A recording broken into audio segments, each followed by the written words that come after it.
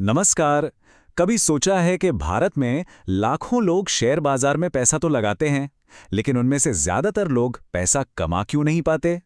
आज हम इसी इंडियन इन्वेस्टर ट्रैप के राज को समझेंगे और एक ऐसा रास्ता देखेंगे जिससे मेहनत की कमाई को सही मायने में वेल्थ में बदला जा सकता है। ये आंकड़ा शायद आपको हैरान कर दे, पर यह सच है। भारत में हर 10 में से 9 छोटे इन्वेस्टर्स यानी रिटेल इन्वेस्टर्स शेयर बाजार में अपना पैसा गंवा देते हैं। सोचिए, ये कितनी बड़ी संख्या है।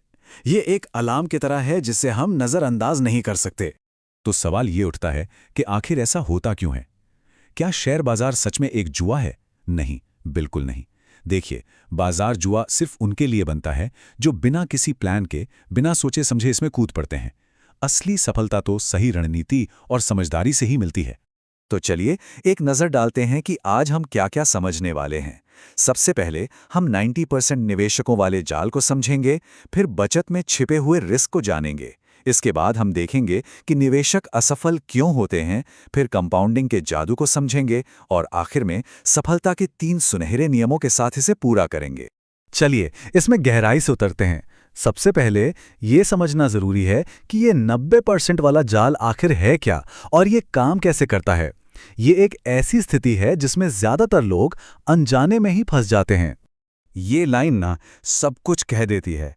शेयर बाजार कोई कैसीनो नहीं है जहां बस किस्मत चलती है। इसे एक बहुत बड़े समंदर की तरह समझिए, और अगर आप बिना नक्शे के, बिना तैयारी के उस समंदर में उतरेंगे तो डूबने का खतरा तो रहेगा ही, है ना? गलती बाजार की नहीं, हमारी तैयारी में कमी की होती है। अच्छा, अब आते हैं एक ऐसी बात पर जो शायद आपको थोड़ा चौंका दे। बचत का छिपा हुआ जोखिम। हमें बचपन से यही सिखाया गया है कि पैसा बचाना सबसे सेफ होता है, लेकिन क्या ये वाकई में सच है या ये सिर्फ एक भ्रम है? चलिए इस भ्रम से पर्दा उठाते हैं। यहाँ का जो गणित है ना, वो असली कहानी बताता है।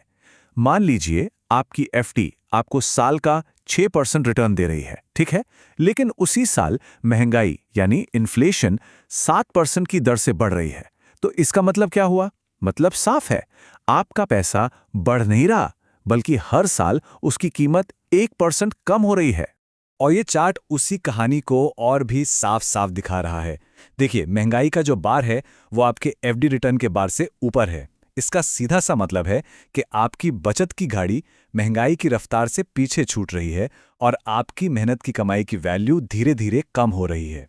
तो यहाँ एक बहुत बड़ी बात समझने वाली है। असली जोखिम महंगाई नहीं है। असली जोखिम है महंगाई को हराने के लिए इन्वेस्ट ना करना। स्टॉक मार्केट से डरना लंबे समय में किसी के लिए भी सबसे बड़ा फाइनेंशियल रिस्क बन सकता है।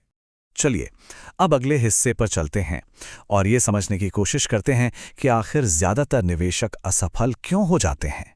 और इसका सबसे बड़ा कारण बाहर नहीं बल्कि हमारे अंदर ही छुपा है। हमारी साइकोलॉजी, हमारा अपना मन, जो कभी-कभी हमारा सबसे बड़ा दुश्मन बन जाता है। इस तस्वीर को जरा ध्यान से देखिए। ये हमारी सोच का आईना है एक तरह से। जब कपड़ों की दुकान पर सेल लगती है तो हम क्या करते हैं? हम खरीदने के लिए दौड़ते हैं। लेकिन जब शेयर बाजार में सेल लगती है, मतलब जब मार्केट गिरता है, तब हम डर के मारे बेचने भागते हैं। सोचिए कितनी अजीब बात है ना? हम बढ़िया क्वालिटी के शेयर सस्ते दाम पर खरीदने के बजाय बेच देते हैं। असफलता का एक बहुत बड़ा कारण है फोमो, यानी फियर ऑफ मिसिंग आउट। ये वो फीलिंग है जब कोई स्टॉक पहले ही बहुत तेजी से ऊपर जा चुका होता है और हम बस ये सोचकर उसे खरीद लेते हैं कि अरे कहीं ये मौका हाथ से निकल ना जाए। और अक्सर होता क्या है, हम ठीक उसके पीक पर, उसकी चोटी पर खरीदते हैं और बस वहीं से गिरावट शुरू हो जाती है। और दूसरी बड़ी गलती, रिवेंज ट्रेडिंग। ये तब होता है जब हमें कोई नुकसान हो जाता है, तो उस नुकसान को जल्दी से रिकवर करने के चक्कर में हम और भी ज्यादा जोखिम भरे इमोशनल सौदे करने लगते हैं। देखिए, बाजार हमसे बदला नहीं ले रहा होता, हम खुद ही उस नुकसान की भरपाई के चक्कर में खुद से बदला ले लेते हैं और अपना नुकसान और भी बड़ा कर लेते हैं। तो अब तक हमने समस्याओं की बात की। चलिए अब समाधान की तरफ बढ़ते हैं। अमीर लोगों का जो सबसे बड़ा रहस्य है वो है कंपाउंडिंग का जादू। ये कोई रातों रात अमीर बनो वाली स्कीम नहीं है, बिल्कुल नहीं। ये समय के साथ संपत्ति बनाने का एक बहुत ही शक्तिशाली तरीका है। इस टेबल में ही छिपा है सफलता का राज। जरा सोचिए, हर महीने सिर्फ 5,000 रुपए का निवेश, अगर 15% का औसत रिटर्न मिलता है तो 20 साल में 12 लाख रुपए का निवेश 75 लाख रुपए में बदल सकता है। ये कोई चमत्कार नहीं, ये समय और कंपाउंडिंग का असर है। तो यहाँ सबसे ज़रूरी बात क्या निकल कर आती है कि कितना पैसा लगाया गया ये उतना मायने नहीं रखता जितना कि उसे बढ़ने के लिए कितना समय दिया गया। बाजार को टाइम करने की कोशिश करने से कहीं बेहतर है बाजार में लंबा समय बिताना। 75 लाख ये सिर्फ एक नंबर नहीं है, ये इस बात का सबूत है कि अनुशासन और धैर्य के साथ एक छोटा सा निवेश भी आपको कहां तक पहुंचा सकता है। ये फाइनेंशियल फ्रीडम की चाबी बन सकता है। चलिए, अब हम अपने आखिरी और शायद सबसे जरूरी हिस्से पर आते हैं, सफलता के 3 सुनहरे नियम। ये एक सरल सा ब्लूप्रिंट है जिसे कोई भी अपनाकर अपनी निवेश यात्रा की सही शुरुआत कर सकता है। इन 3 नियमों को अच्छे से समझ लीजिए। नंबर 1, डाइवर्सिफाई करें, मतलब अपना सारा पैसा एक ही जगह ना लगाएं, उसे अलग अलग एसेट्स में फैलाएं। नंबर 2, पहले एक इमरजेंसी फंड बनाएं।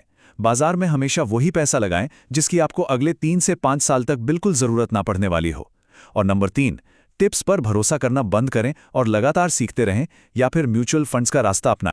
तो आखिर में बस ये एक सवाल अपने आप से जरूर पूछिए, लक्ष्य क्या है? झटपट अमीर बनना है या एक लंबे समय तक टिकने वाली फाइनेंशियल आज़ादी पानी है? क्योंकि आपका जवाब ही ये तय करेगा कि आप एक निवेशक बनेंगे या एक जुआरी।